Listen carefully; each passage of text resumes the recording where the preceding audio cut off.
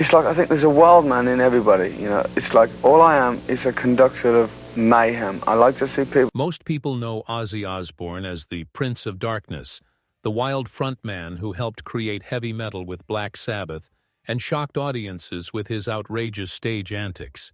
But behind the scary persona lies a musician with surprisingly diverse tastes that have caused controversy and confusion among metal fans for decades. His musical influences and preferences reveal a complex artist whose obsessions go far deeper than anyone might expect.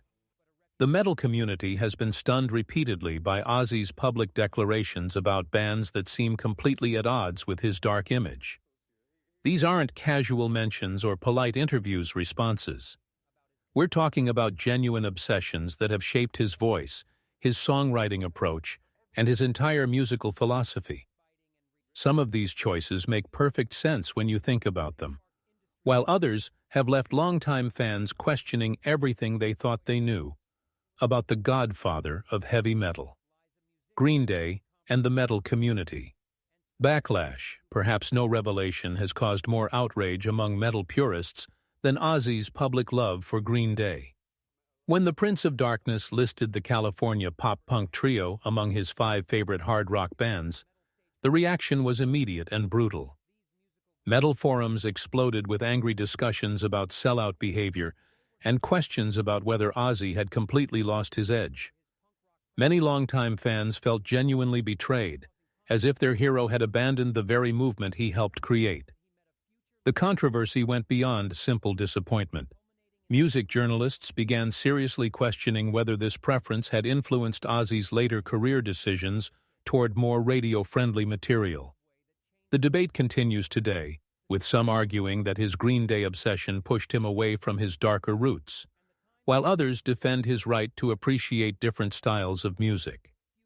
But Industools, Rye insiders suggest there's something deeper behind Ozzy's Green Day fascination.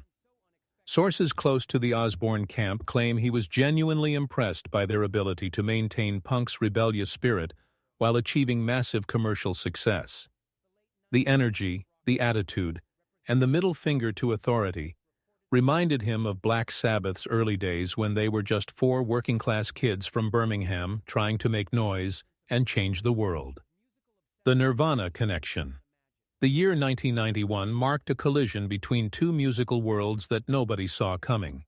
While metal purists dismissed grunge as a temporary trend, Ozzy was quietly becoming obsessed with a Seattle trio that would change rock music forever. The story of how he discovered Nirvana is filled with mystery and missed opportunities that still fascinate music historians today. According to Dave Grohl's account, Ozzy met Kurt Cobain at Devonshire Studios in the San Fernando Valley, though the Prince of Darkness himself doesn't remember the encounter.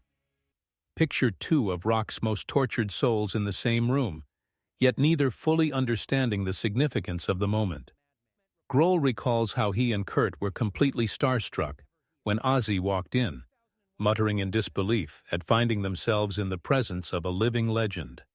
Industry sources claim that Ozzy was initially skeptical of grunge, viewing it as a potential threat to metal's dominance.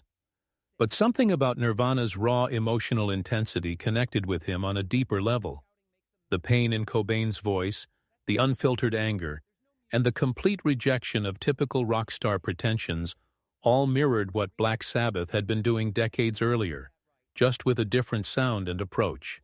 The tragic irony wasn't lost on anyone involved.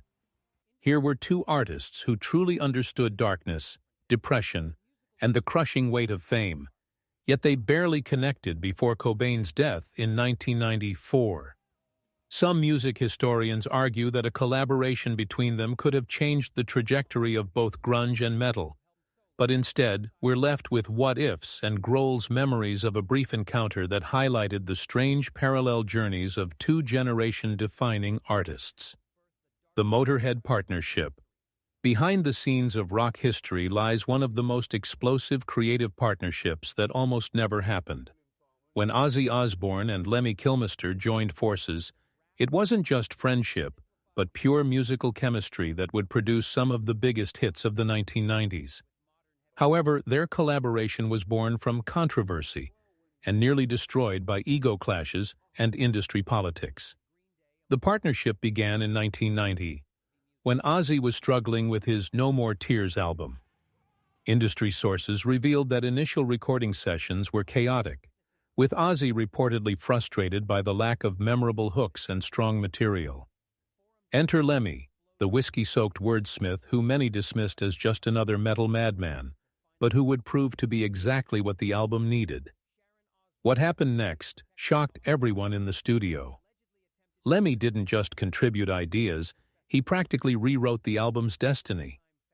His fingerprints are all over the record's biggest moments, co-writing classics like Mama, I'm Coming Home, I Don't Want to Change the World, and Desire. The track Hellraiser was so perfectly crafted that Motorhead later recorded their own version, creating the unusual situation where both artists had hits with the same song. But drama intensified when Ozzy's team allegedly wanted to downplay Lemmy's contributions, fearing it would diminish Ozzy's creative credibility. The situation nearly exploded until both men decided their friendship mattered more than industry politics.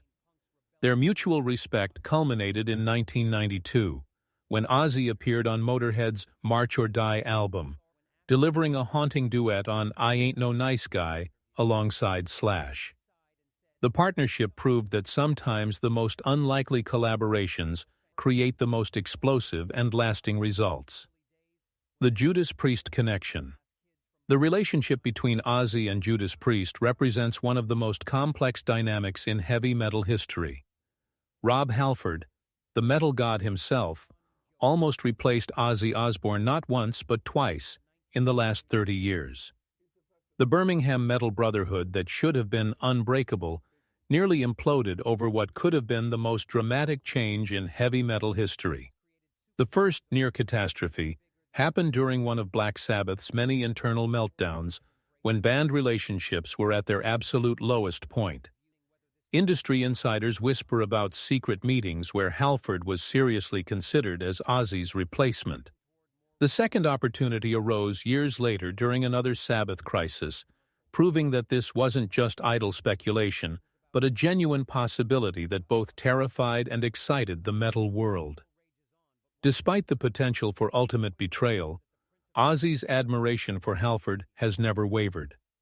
His praise is almost embarrassingly effusive, declaring that Halford can still hit incredible notes and calling him one of his favorite singers. These aren't just polite compliments between Birmingham friends, but genuine awe from someone who knows vocal power when he hears it. The relationship between these metal titans goes beyond professional respect. They're hometown heroes who climbed out of Birmingham's industrial wasteland to conquer the world, yet they could have been the ultimate rivals. The competitive tension allegedly reached its peak during the late 1970s when both bands were vying for metal supremacy. Recording studio staff reported heated phone calls between the camps, with each band trying to outdo the other's latest release. The Led Zeppelin revelation, the most pivotal moment in heavy metal history, happened in a grimy Birmingham subway, and most people walked right past it without realizing they were witnessing the birth of a revolution. Picture young Ozzy Osbourne walking through the underground tunnels with Black Sabbath bassist Geezer Butler when they stumbled upon Robert Plant, completely unaware that this chance meeting would reshape the entire trajectory of rock music. Plant casually mentioned he'd been asked to join something called the New Yardbirds, a band that would soon become Led Zeppelin. That seemingly innocent conversation planted a seed in Ozzy's mind that would grow into a lifelong obsession. When Led Zeppelin's debut album was released, it hit Ozzy like a freight train loaded with pure sonic dynamite. Industry veterans claimed that hearing Led Zeppelin 1 was the exact moment Black Sabbath realized they needed to go heavier, darker, and more dangerous than anyone had ever dared. Ozzy himself admits the first two Zeppelin albums had such a massive impact on his voice and his life that they fundamentally altered his artistic DNA. The influence was so profound that it both inspired and terrified him. Some music historians still debate the controversial suggestion that Ozzy was initially intimidated by Plant's vocal range and stage presence. The fear of being overshadowed allegedly pushed him toward the darker, more theatrical approach that would define his career and create the Prince of Darkness persona we know today. The Beatles' obsession. The most shocking revelation in rock history might be that the Prince of Darkness, the man who bit the head off a bat and became the godfather of heavy metal, is completely and utterly obsessed with the Beatles. This isn't just casual appreciation, but an obsession so intense it includes bizarre family fantasies and emotional connections that would make his darkest songs seem cheerful by comparison. Ozzy once confessed to having fantasies about Paul McCartney marrying his sister, admitting it would be a lifetime ambition and describing how wonderful it would be. Let that sink in for a moment. The man who terrorized parents worldwide was daydreaming about having a Beatle as a brother-in-law. The psychological implications reveal a softer, more vulnerable side that contradicts everything most people thought they knew about him. The numbers tell an even more shocking story. When Rolling Stone asked Ozzy for his 10 favorite songs of all time in 2004, half the list consisted of Beatles songs, not metal tracks or even Sabbath classics. He selected Hey Jude, calling it, hands down, one of the greatest songs ever written, along with Yesterday and A Day in the Life, which he described as taking him back to a magical time in his life. This Beatles obsession represents the ultimate contradiction in Ozzy's public persona. Here's a man known for darkness and rebellion, yet his deepest musical love is for a band associated with peace, love, and optimism. It suggests that beneath the theatrical darkness lies someone who genuinely appreciates melody, songcraft, and the transformative power of music in all its forms. From Green Day's punk shock to the Beatles' ultimate obsession, Ozzy's musical tastes prove that the Prince of Darkness has always been full of surprises.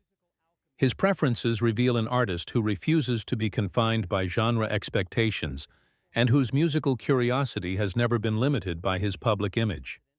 These revelations remind us that great artists are often more complex and interesting than their personas suggest, and that musical influence can come from the most unexpected places.